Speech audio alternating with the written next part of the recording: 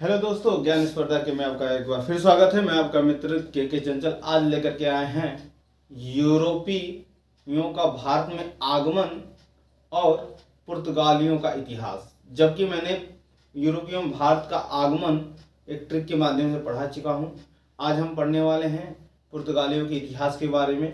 ठीक है, तो हम जानते हैं कि पुर्तगाल क्या था। पुर्तगाल एक यूरोप का हिस्सा था और वहाँ पे ऑटोमन साम्राज्य का स्थापना होने की वजह से, ठीक है, पुर्तगाल और उसके आसपास जितने इलाके थे बेचैन हो उठे थे और ठीक है अपनी आजीविका चलाने के लिए इधर उधर रास्ता ढूंढना शुरू कर दिया। और एक कारण ये भी था कि जो अरब से, कहने का मतलब जो अरब से क्या करते थे, ये लोग व्यापार करते थे तो इनको काफ़ी महंगा पड़ता था और इनको ये भी पता नहीं था कि ये मसाले जो आते हैं कहाँ से आते हैं, और इसका बहुत ज़्यादा बेनिफिट न होने के कारण ये लोग क्या किए कि अलग अलग रास्ता ढूंढना शुरू किए। तो आइए जानते हैं इस पर। ठीक है, लिखा है कि पुर्तगाली भारत क्यों आए। तो पहले सबके दिमाग में आता है कि पुर्तगाली भारत क्यों आए, तो सभी सबके पुर्तगाली तो क्या करने आए थे, मसाला का व्यापार करने आए। ये सबके दिमाग में चलता है। पुर्तगाल क्या करने आए थे, एक मसाला का व्यापार करने आए थे, सबके दिमाग में होता है। लेकिन आने का मेन कारण क्या था, पुर्तगाल पर एक साम्राज्य का अधिकार हो गया था जिसका नाम था ऑटोमन साम्राज्य, जिसकी वजह से ये लोग समुद्री मार्ग खोज करने लगे। क्योंकि ऑटोमन साम्राज्य का जैसे अधिपत्य हुआ, ये सबसे अत्यधिक कर वसूलना शुरू किया और सब पे जुर्माना लगाना शुरू किया और वहां पे इन लोगों पे, ठीक है, इनकी स्वतंत्रता को छीनने लगा। इस करके ये लोग इधर उधर भागने लगे। ये भी कारण था। ठीक है, उसके बाद आते हैं पुर्तगाल समुद्र मार्ग से ही भारत आना क्यों आसान समझा। अब ये जान लेते हैं। पुर्तगाल कहने का मतलब वो अरब, ठीक है, अरब से भी आ सकते थे, अरब होते हुए भी आ सकते थे इंडिया। ठीक है, तो इसका कारण था कि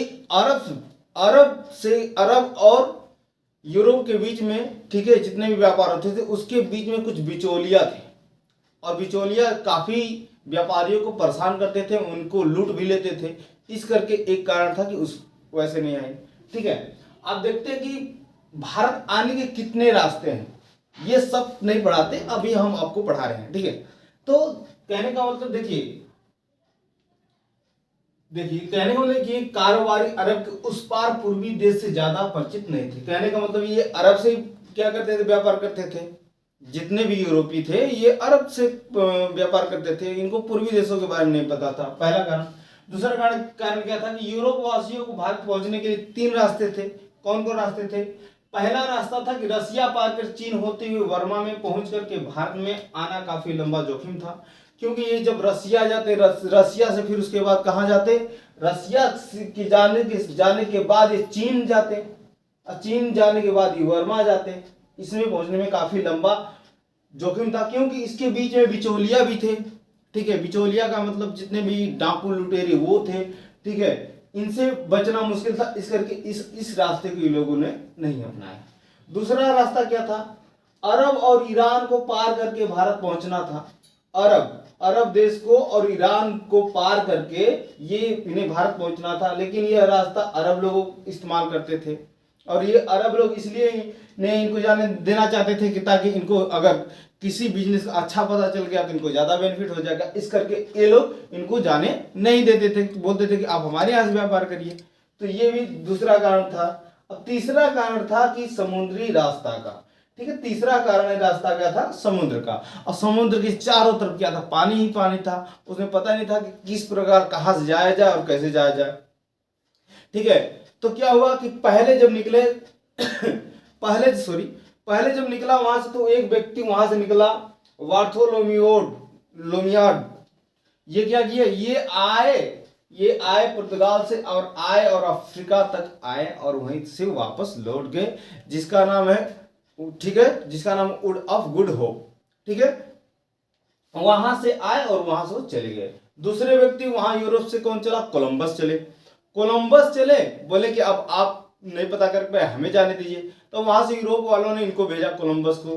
कोलंबस कहां पहुंचे, कोलंबस जब निकले पुर्तगाल से तो वो चले गए सीधा कहां, अमेरिका की इन्होंने खोज की। वहां पे उन्होंने खोज की किसकी, रेड इंडियन की खोज की। ठीक है, इन्होंने अमेरिका की खोज नहीं की, इन्होंने भारत की खोज नहीं की, ये अमेरिका और भारत को जाने वाली समुद्री मार्ग की खोज की।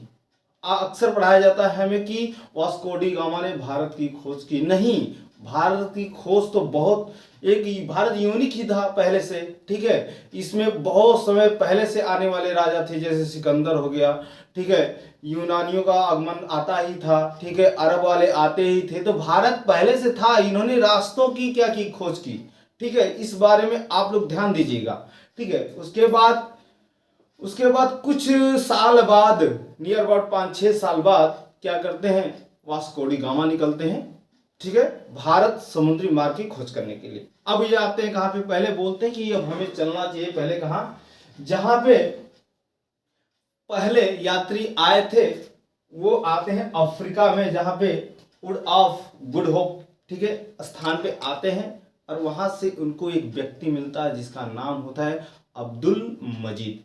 कौन मिलता है, अब्दुल मजीद।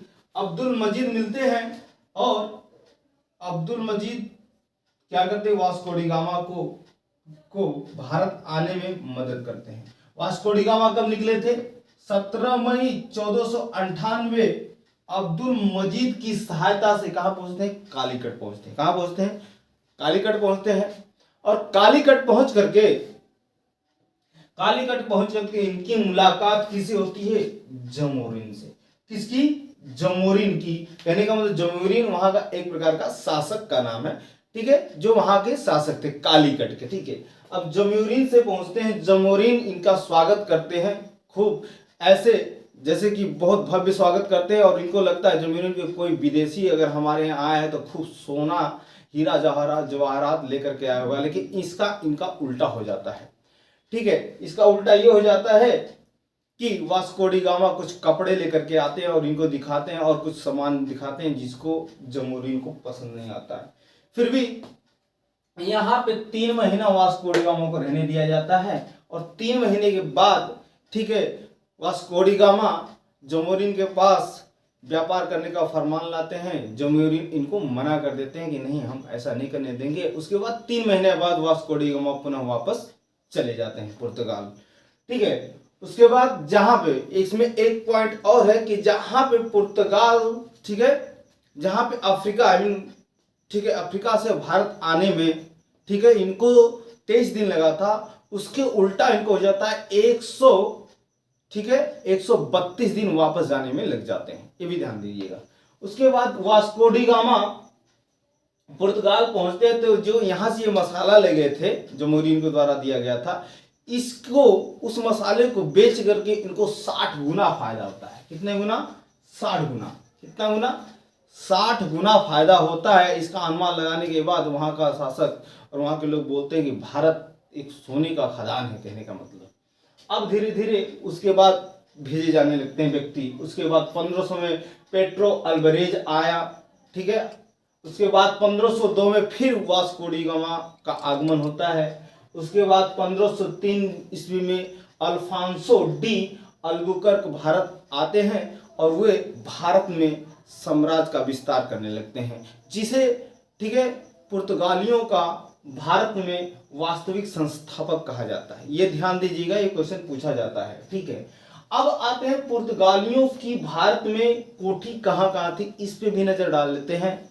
देखिए, कोचिन 1503 में पहली कोठी उन्होंने कोचिन में डाली। उसके बाद इन्होंने डाली कन्नूर में 1505 में, ठीक है। अब धीरे धीरे क्या करते हैं, कालीकट, गोवा, दमन दीप और हुगली में भी अपनी व्यापारिक कोठियां की स्थापना कर लेते हैं।